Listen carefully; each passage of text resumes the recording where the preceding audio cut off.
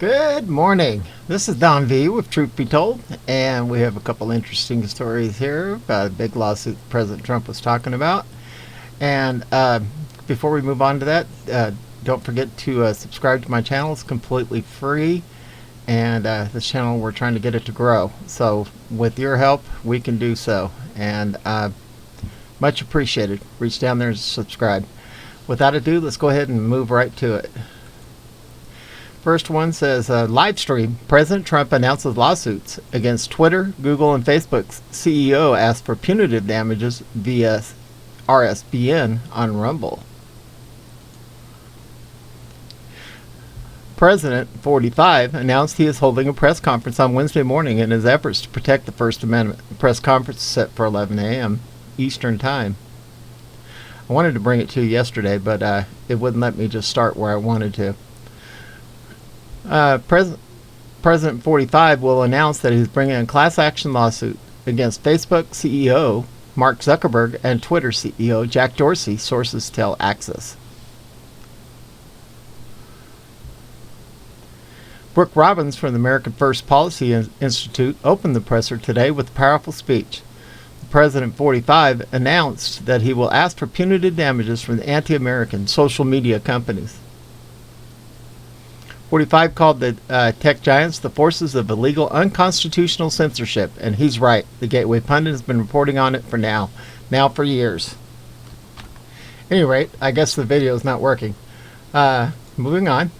Says, former White House doctor represented Ronny Jackson on Biden's mental state. Not a laughing matter. It's a video.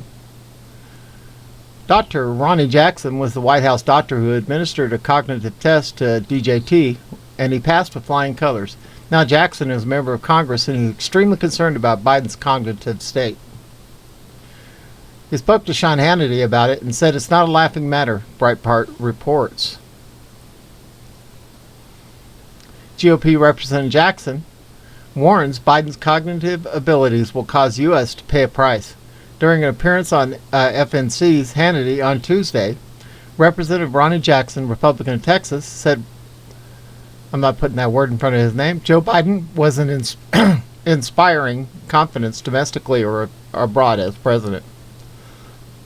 The freshman lawmaker told host Sean Hannity he thought America's adversaries were taking advantage of the president's perceived weaknesses. 57%, doctor, think that somebody else is in charge of the White House, including 58% of independents, and a third of Democrats think that he's not making the decisions. Hannity said, well, how does a country function if the president's incapable of performing his duties? That's what the poll says, Mr. Personal Poll. Everybody I talk to talks about it. Well, Sean, we can't function, Jackson replied. I mean, we're spending money like it's going out of style right now. We at least need to know that our commander-in-chief, our head of state, our president, knows what's going on in regard. He's not mine.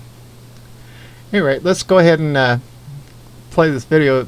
It says, why won't Biden have a physical and cognitive exam and release the results? It's because the majority of Americans know that something is not right with our alleged commander-in-chief. Biden's not capable of running our country. Who's really in charge? You deserve to know.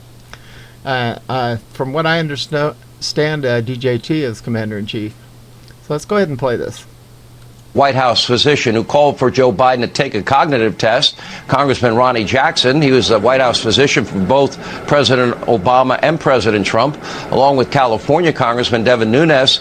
Doctor, Congressman, let me start with you and talk about the cognitive side of things. Donald Trump took that cognitive test. You told me that he passed it with a perfect score, 30 of 30. You told me it's a hard exam. You told me that you want Joe Biden to take one. What has been the response? None. I haven't heard a single thing, Sean. And you're right. This is not a laughing matter anymore. I've been saying this ever since he was candidate. candidate Biden. And, we have to know what's going on at this particular point. It's sad. What a bunch of hypocrites. You showed on TV, we had the far left, the liberal mainstream media, all the self-appointed elites in academic medicine demanding that President Trump have a cognitive test just because they didn't like the nature of his tweets, not because of any cognitive issues whatsoever. Now they're completely ignoring this, and it's sad. We're being tested, just like you said, every day we're being tested, whether it's Iran or China or Hamas or Russia, whatever it is. We're being tested on the national and global stage every single day, and he's failing miserably. And it really is at this point. We got to figure out what's going on. I feel bad, Sean, because the White House has been transformed from a symbol of power and authority into what looks like at this particular point an assisted living facility, and the American people they're going to start demanding at some point in the very near future that we know what's going on. It's already starting to happen, and we need to know. 57%, doctor, think that somebody else is in charge in the White House, including 58% of independents, and a third of Democrats think that he's not making the decisions. How does a country function if the president's incapable of performing his duties? That's what the poll says. My personal poll, everybody I talk to talks about it. Yeah. Well, Sean, we can't function. I mean, we're spending money like it's going out of style right now. We at least need to know that our commander-in-chief, our head of state, and our president knows what's going on in that regard. And then on a world stage, we're failing miserably. He's not inspiring confidence in the American people. He's not inspiring confidence in our allies. And he's sending the absolute wrong message to our adversaries. Our adversaries are taking advantage of us. We draw a line in the sand, they cross the line. He draws another line, they cross the line. That did not happen in the Trump administration. When President Trump drew a line in the sand, our enemies and our adversaries knew exactly what would happen if they crossed that line, and we don't have that anymore, and we're gonna pay a price for it.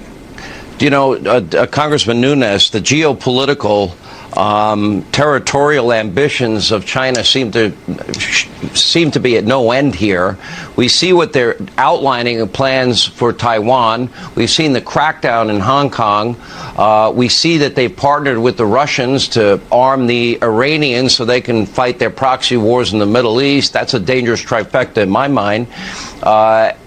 As you look at these now, and then now Joe grants a waiver for Putin to build the pipeline while simultaneously canceling our pipeline, the Keystone XL pipeline. Can you explain any of this, and how nervous are you as a member of the House Intel Committee? Well, I think I can explain it, Sean. The way that I look at this is that you have the Pravda-style media in this country that the Democrats control. And then you run that through a filter, which are the social media companies, and it makes it easy to govern, as long as you're doing it in the United States. So you run a campaign, you hide in your basement, you don't answer any tough questions. The same thing happens here in the United States. He's been snapping at his own press people that they control. And that's even when they're giving him cards to try to tell him how to answer certain questions. But here's the problem. Putin knows exactly how this works. He's a former KGB guy. He runs his press in his country. The same thing with President Xi. He does the same thing with the Chinese Communist Party propaganda that's all throughout the globe. So when he sits down with these people, they laugh at him because they know his cognitive decline.